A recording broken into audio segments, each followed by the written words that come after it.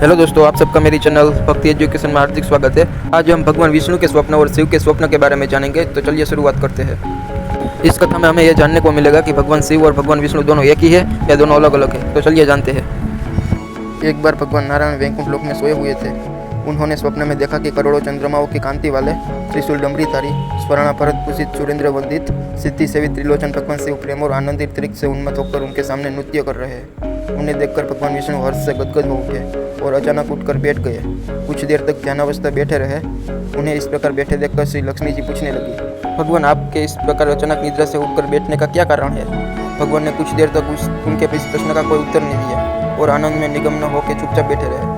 कुछ देर बाद हर्षित होते हुए बोले, देवी मैंने अभी स्वप्न में भगवान श्री महेश्वर का दर्शन किया है। उनकी छवि ऐसी अपूर्व आनंदमय एवं मनोहर थी कि देखते ही बनती रही। मालूम होता है शंकर ने मुझे स्मरण किया है। ओह भाग्य, चलो कैलाश में चलकर हम लोग महादेव के दर्शन करें। ऐसा विचार कर दोनों कैलाश की ओर चल दिए। भगवान शिव के दर्शन के लिए कैलाश मार्ग पर आधी दूर गए होंगे कि देखते हैं भगवान शंकर स्वयं गिरिजा के साथ उनकी ओर चले आ रहे हैं। अब भगवान के आनंद का तो कोई ठिकाना ही नहीं रहा। मानो घर बैठे निधि मिल गई। पास आते ही दोनों परस्पर बड़े प्रेम से मिले। ऐसा लगा मानो प्रेम और आनंद का समुद्र उमड़ पड़ा। एक दूसरे को देखकर दोनों के नेत्रों से आनंदाश्रु बहने लगे और शरीर पुलकायमान हो गया। दोनों ही एक दूसरे से लिपटे हुए कुछ देर मुखवत खड़े रहे। प्रश्नोत्तर होने पर मालूम हुआ कि शंकर जी को भी रात्रि में इसी प्रकार का स्वप्न हुआ कि मानो विष्णु भगवान को वे उसी रूप में देख रहे हैं। शीश रूप में अब उनके सामने खड़े थे। दोनों के स्वप्न में वृत्तांत से अवगत होने के बाद दोनों एक दूसरे को अपने निवास ले जाने का आग्रह करने लगे। नारायण ने कहा कि वैकुंठ चलो और भोलेनाथ कहने लगे कि कैलाश की ओर प्रस्थान किया जाए। दोनों के आग्रह में इतना अलौकिक प्रेम था कि यह निर्णय करना कठिन हो गया कि कहाँ चला जाए। इतने में ही क्या देखते हैं कि वीणा बजाते हरिगुण गाते नारद जी कहीं से आग निकले। बस फिर क्या था, लगे दोनों उसके निर्णय कराने की कहाँ चला जाए। बेचारे नारद जी तो स्वयं परेशान थे उस अलौकिक मिलन को देखकर। वे तो स्वयं अपनी सुध बुद्ध भूल गए और लगे मस्त होकर दोनों का गुणगान करने। अब निर्णय कौन करे? अंत में यह तय हुआ कि भगवती उमा जो कह दे वो ठीक है। भगवती उमा पहले तो कुछ देर चुप रही।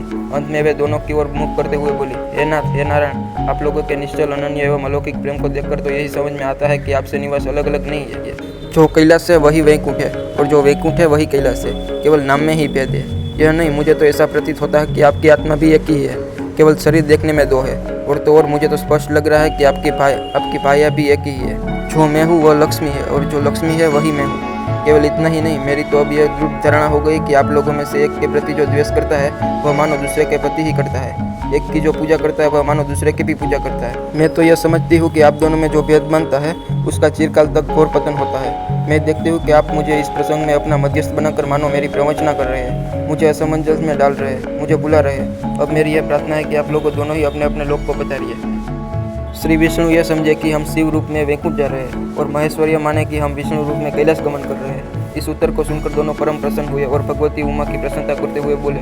दोनों ने एक दूसरे को प्रणाम किया और अत्यंत हर्षित होकर अपने अपने लोक को प्रस्थान किया। लौटकर जब विष्णु वैकुंठ पहुंचे तो श्री लक्ष्मी जी ने उसने प्रश्न किया, हे प्रभु, आपको सबसे अधिक प्रिय कौन है? भगवान बोले, प्रिय, मेरे प्रियतम केवल श्री शंकर है। देहधारियों को अपने देह की भांति वे मुझे अकारण ही प्रिय है। एक बार मैं और श्री शंकर दोनों पृथ्वी पर घूमने निकले। मैं अपने प्रियतम की खोज में इस आशय से निकला कि मेरी ही तरह जो अपने प्रियतम की खोज में देश देशांतर में भटक रहा होगा वही मुझे अकारण प्रिय होगा। थोड़ी देर के बाद मेरी श्री शंकर जी से भेंट होगी।